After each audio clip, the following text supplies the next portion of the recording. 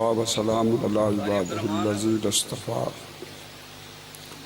اما بعد۔ میرے عزیزوں، بھائیوں اور بزرگوں، اور اس کانفرنس کے منتظم جناب حضرت مولانا شبیر احمد صاحب عثمانی اور ان کے رفقاء کار، میں حاضر صرف اس لیے ہوا ہوں کہ اس مقدس کانفرنس میں میری شرکت ہو جائے۔ نہ جانے پھر کچھ لمحات ختم نبوت کی اس کانفرنس میں دینے کا موقع نہ مل سکے۔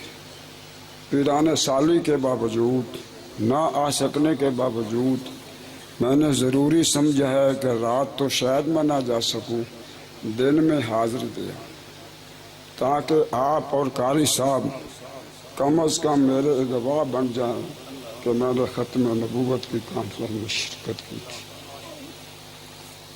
میں قاری صاحب دامت برکاتہم العالیہ اور ان کے رفقاء کار کو دل کے گہرائیوں سے مبارکباد پیش کرتا ہوں، جنہوں نے یہ 30واں سال ہے، 29 سال گزر چکے ہیں، 30واں سال ہے کہ جنہوں نے 7 ستمبر کو جو اہل اسلام اور امت مسلمہ کے لیے بقرعید اور عید الفطر سے بڑھ کر خوشی کا دن ہے۔ اگرچہ مسلمانوں کے لیے رمضان شریف کے بعد عید الفطر کا دن بڑا خوشی کا ہے، اور پھر حج کے گزرنے کے بعد قربانی کا دن یہ عید الاضحیٰ، یہ بڑی عظمت کا دن ہے۔ اللہ کے پاک پیغمبر نے بڑی ان کی عظمتیں بیان کی ہیں، لیکن میں سمجھتا ہوں کہ جہاں ختم نبوت کا یہ 7 ستمبر کا دن ہے، میں عرض کرتا ہوں کہ یہ سب کی بڑی فضیلت رکھتا ہے۔ الحمدللہ ہم مسلمانوں کا فرض ہے کہ 7 ستمبر کے دن کو اپنے لیے عیدوں سے بڑھ کر سمجھیں، اس پہ خوشی کرنی ہمیں چاہیے، اس لیے کہ اس دن میں جناب آقا مصطفیٰ صلی اللہ علیہ وسلم کی ختم نبوت کا تحفظ پاکستان کے گناہگار مسلمانوں نے کیا ہے۔ اس امت نے اس کا تحفظ کرنے کی کوشش کی ہے۔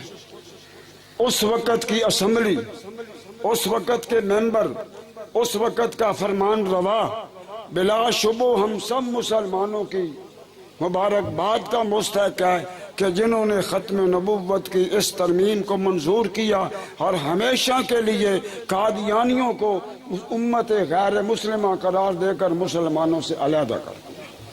میرے دوستوں، میرے بھائیوں، کاش میرے یہ پاکستانی گورنمنٹ عملی طور پر جو ہمیں ایک سکم نظر آتا ہے، کاش ہماری گورنمنٹ پاکستان ان قادیانیوں کو عملی طور پر بھی غیر مسلم قرار دے کر الگ کرتی۔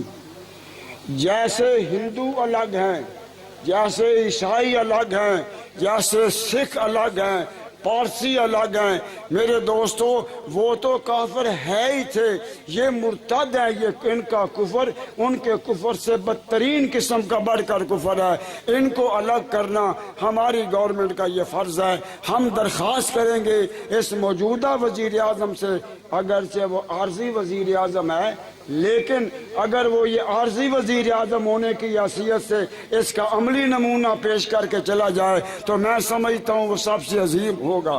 میرے دوستوں، میرے بھائیوں، ہمارے علم میں یہ بات آئی تھی کہ قربانی کرنے کے لیے کورٹ نے قادیانیوں کو قربانی کرنے سے منع کر دیا۔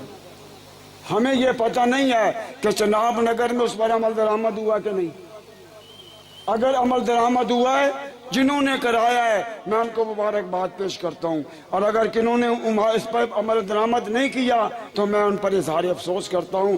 میرے دوستوں، میرے بھائیوں، آخری طور پر میں پھر جناب قاری شبیر احمد صاحب عثمانی کی خدمت میں اس جلسے کے انعقاد پر ان کو مبارکباد پیش کرتا ہوں اور دعا کرتا ہوں کہ پروردگار عالم اس جلسے کو ہم سب کے لیے نجات کا ذریعہ بنائے۔ والسلام۔